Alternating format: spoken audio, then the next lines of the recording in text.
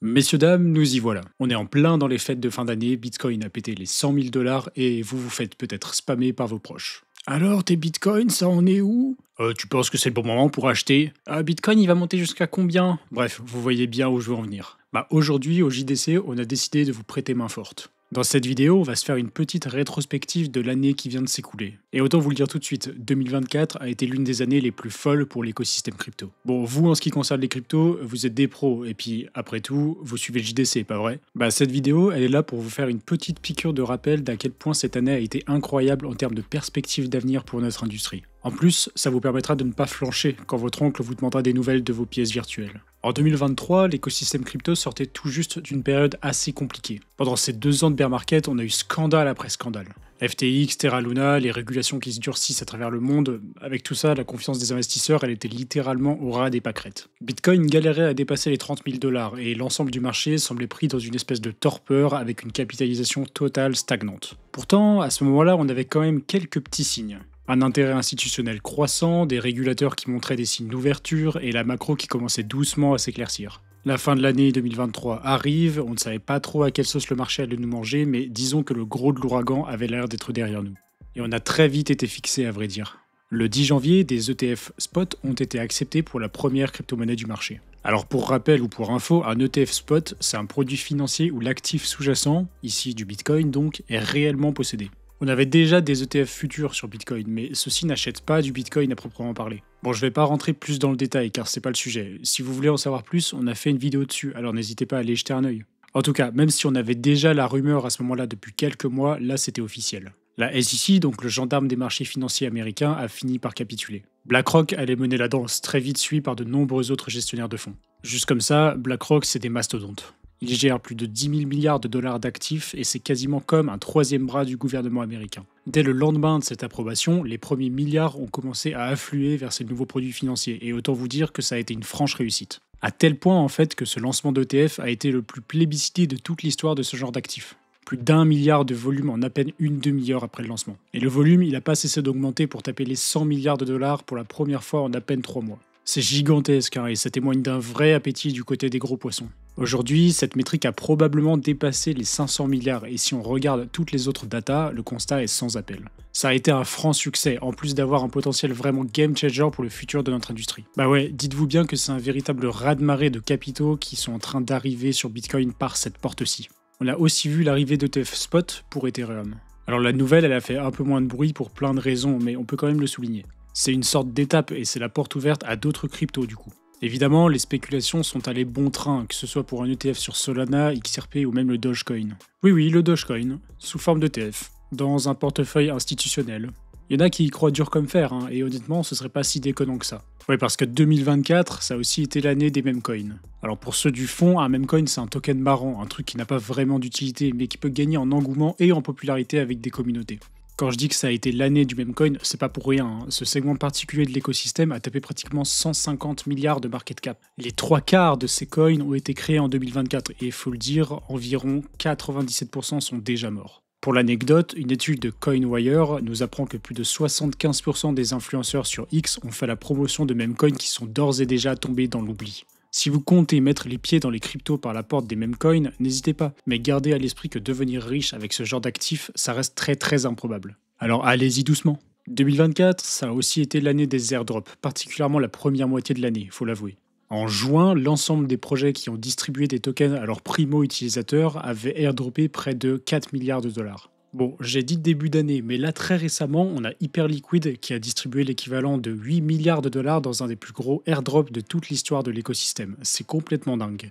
Bon, tout ça, ça a pas l'air énorme dit comme ça, mais faut vraiment considérer l'état du marché à ce moment-là. Après, la plupart de ces projets ont instantanément perdu de la valeur dans les jours et semaines qui ont suivi. C'est un peu le revers de la médaille. Du côté d'Ethereum, maintenant, faut l'avouer, la deuxième crypto-monnaie du marché a pas mal dormi ces derniers temps. Elle a sous-performé Bitcoin pendant tout 2024 et on attend encore le réveil du géant. Mais bon, vous le savez, le prix c'est l'une des métriques les moins intéressantes finalement. Au niveau on-chain, Ethereum se porte plutôt bien.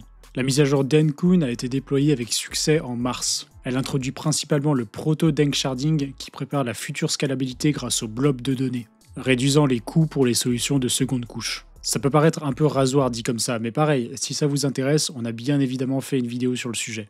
Retenez juste que Denkun, c'est une mise à jour technique du protocole qui améliore la gestion des frais de transaction, la stabilité des validateurs et optimise les performances globales du réseau. C'est une étape clé vers un Ethereum plus rapide, moins cher et plus adapté aux besoins de ses utilisateurs. On a aussi des tokens qui ont extrêmement bien performé cette année et qui ont même dépassé toutes les attentes. Solana, par exemple, a fait une remontada du seigneur après le passage de l'ouragan FTX. Quasiment x30, c'est pas rien. On a aussi le token XRP de Ripple ou même le ADA de Cardano qui se porte vraiment plutôt bien à la lumière des nouvelles qui nous parviennent directement des États-Unis. Qui l'aurait cru? Oui, parce que ça ne vous aura peut-être pas échappé, mais ça a beaucoup bougé de l'autre côté de l'Atlantique. Avec l'élection de Trump, on a eu un shift total dans le momentum actuel des cryptos. C'est véritablement ça qui a marqué la deuxième partie de cette année ultra mouvementée. Trump est arrivé devant les portes de la Maison-Blanche avec une idée en tête, plonger la tête la première dans Bitcoin et l'écosystème crypto. Entre mise à pied de Gary Gensler, l'ancien président de la SEC qui tyrannisait notre industrie, construction d'une réglementation plus claire et plus avantageuse, développement de l'innovation et constitution d'un véritable hub crypto aux États-Unis, on peut dire que ça n'a pas loupé. Donald Trump est véritablement LE candidat de la crypto. Dites-vous bien que la famille Trump est même allée jusqu'à lancer une plateforme de finances décentralisée. Alors avec un succès relatif à son lancement, certes, mais quand même. D'ailleurs, le projet a l'air de pas si mal se porter finalement. Et puis la mesure la plus importante de son mandat, peut-être même la news la plus importante pour les prochaines années, c'est bien évidemment la constitution d'une réserve stratégique en Bitcoin pour les États-Unis. Là, c'est juste le gouvernement de la première puissance économique mondiale qui arrive et qui déclare qu'allez, c'est parti, à côté de notre immense montagne d'or, on va mettre du Bitcoin. Je sais pas si vous vous rendez compte du message que ça envoie à l'international et de la crédibilité que ça donne à l'invention de Satoshi Nakamoto. C'est juste énorme. D'après certains analystes, ça pourrait catapulter le prix du Bitcoin aux alentours du million et sa market cap autour des 15 000 milliards dans les années à venir. D'ailleurs, ça a fait des émules. Depuis cette annonce, la Russie serait elle aussi en train de s'y mettre, mais aussi d'autres puissances qui ont très certainement déjà ce projet dans les tuyaux. Dans la même catégorie, on a aussi la promesse d'un impôt à zéro sur les gains en capitaux des cryptos aux USA. Concrètement, Trump propose d'arrêter de taxer les plus-values sur Bitcoin et sur les cryptos, et laissez-moi vous dire que ça change énormément de choses. Si ça vient à être mis en place, car pour l'instant c'est juste une promesse, ça pourrait véritablement changer la façon dont les gens utilisent ces nouvelles monnaies au quotidien. Pour la première fois, au sein d'une grosse puissance économique mondiale, on pourrait se retrouver avec un Bitcoin utilisable. Vous vous rendez compte ? Parce que oui, à l'heure actuelle, chaque échange de crypto vers des monnaies classiques ou bien des biens et des services donne lieu à une imposition. Vous devez remplir un nombre monstrueux de paperasse, tout bien déclaré correctement, bref, c'est un enfer. Avec cette mesure, plus de paperasse, plus de stress. Vous voulez acheter votre pain en crypto? Allez-y, y a pas de problème. Alors à voir ce que ça peut donner. Bon, tout ça, ça ne sort pas de nulle part non plus. Ces élections américaines, elles ont largement été financées par l'écosystème crypto dans sa globalité. C'est la première fois qu'on a autant de lobbying de la part d'acteurs de la cryptosphère pour une élection américaine.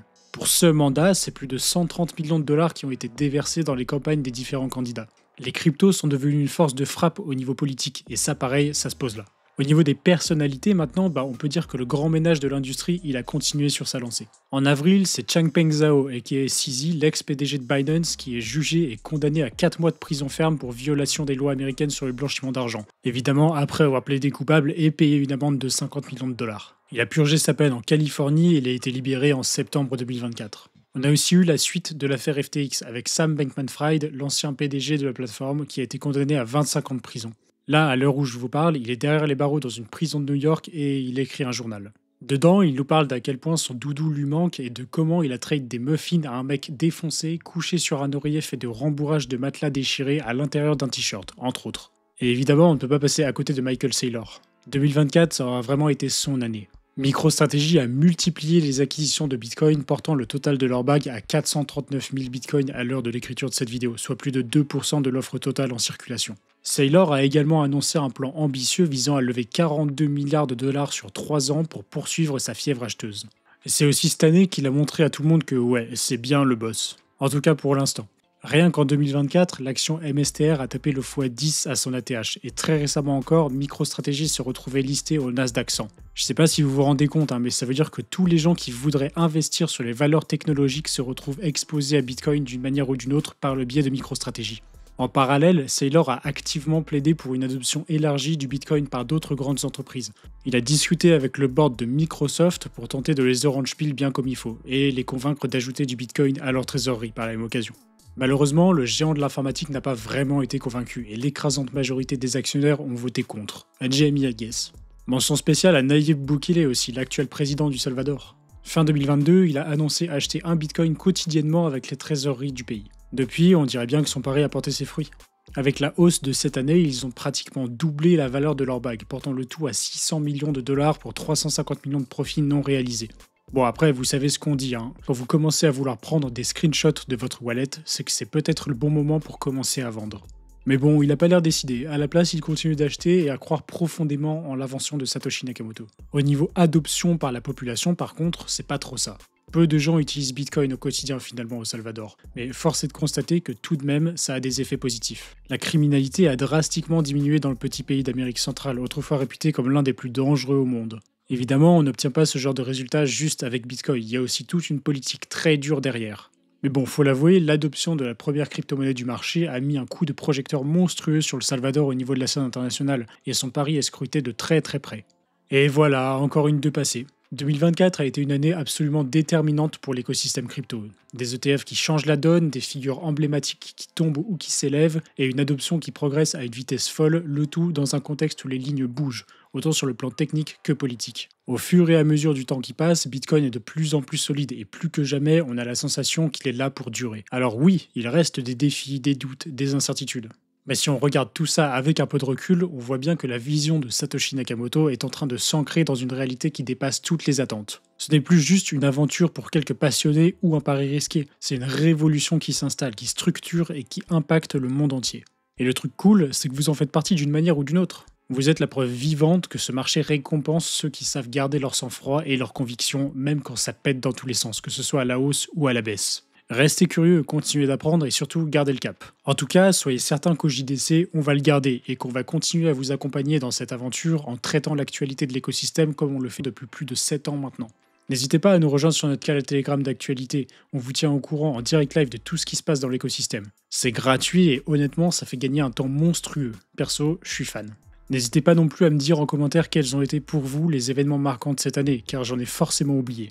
Notre industrie, elle est en pleine effervescence et on peut être fier d'être l'un des secteurs qui foisonne le plus au niveau innovation. Dites-moi aussi si vous avez des sujets que vous aimeriez voir sur la chaîne, ça m'intéresse et je suis là pour ça après tout. En attendant, laissez un like, partagez la vidéo et on se retrouve très vite pour la prochaine. Bye!